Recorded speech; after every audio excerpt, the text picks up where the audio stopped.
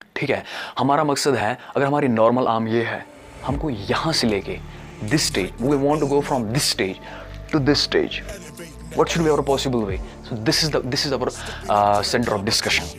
ठीक है, लेकिन इसके लिए कम से 2 बंदे जिम जा रहे हैं, एक को 3 महीने जिम जाते हो, मतलब 3 महीने से जिम जा रहा है, और दूसरा बंदा 3 साल से जिम जा रहा है। लेकिन अगर हम कंपैरिजन करेंगे, जो 3 महीने वाला बंदा, उसकी बॉडी बेटर है उस 3 साल जाने वाले जिम के बंदे से। ऐसा क्यों?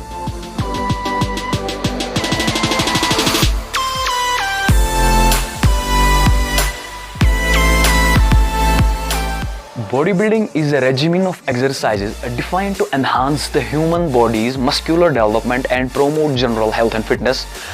As a competitive activity, bodybuilding aims to display in artistic fashion, promoted muscle mass, symmetry and definition for overall aesthetic effect. इस statement में 2 चीजें हैं.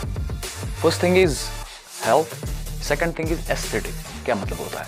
देखो, अगर आप किसी भी ट्रेनिंग में एंगेज्ड हो, whether it is strength training, balance training, endurance training, flexibility training, vigorous training, crossfit, gymnastics, whatever, the main motive of your training should be health, the first thing.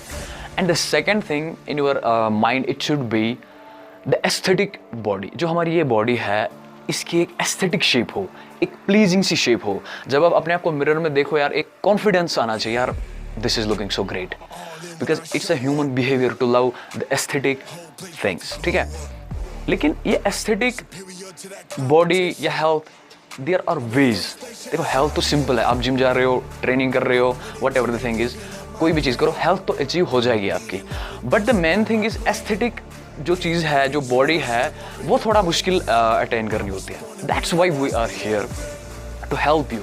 Me and my team are going to help you with the various programs, whether it's exercise, whether it's diet, whether it's all of the things that we come across in fitness. हमारा मकसद होगा sir body building. ठीक है, we are dealing with body building, how to get the aesthetic body in most efficient way.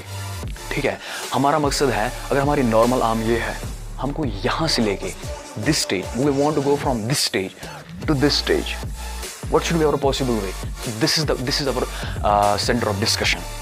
ठीक है, लेकिन इसके लिए कम से कम अगर हम बॉडी जिम में जा रहे हैं, we should know some fundamental things about body building, we should know something fundamental things about diet, because there are lot of things, there are lot of basics that we have to learn. ठीक है, अगर हम वो चीज़ें समझ आएंगे ना sir, तो बहुत सी चीज़ें ऐसे हैं जो हमको फिर बहुत ज़्यादा पुश करेंगे आगे। जो चीज़ हम नॉलेज के बगैर 10 साल में अचीव कर लेंगे, ट्रस्ट में, बिलीव में, वो हम 10 साल के बजाय 1 साल, 1.5 साल, 2 साल में अचीव कर लेंगे।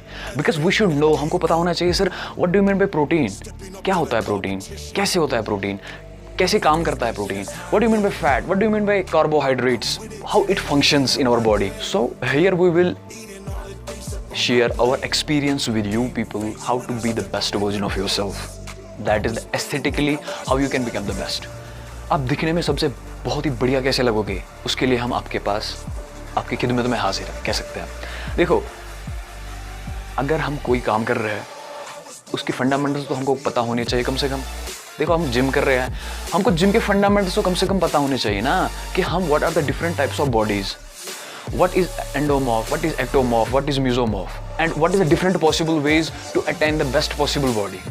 ठीक है, देखो रीजन क्या होता है कि देखो, 2 बंदे जिम जा रहे हैं, एक को 3 महीने जिम जाते हो, मतलब 3 महीने से जिम जा रहा है, और दूसरा बंदा 3 साल से जिम जा रहा है। लेकिन अगर हम कंपैरिजन करेंगे, जो 3 महीने वाला बंदा, उसकी बॉडी बेटर है उस 3 साल जाने वाले जिम के बंदे से। ऐसा क्यों?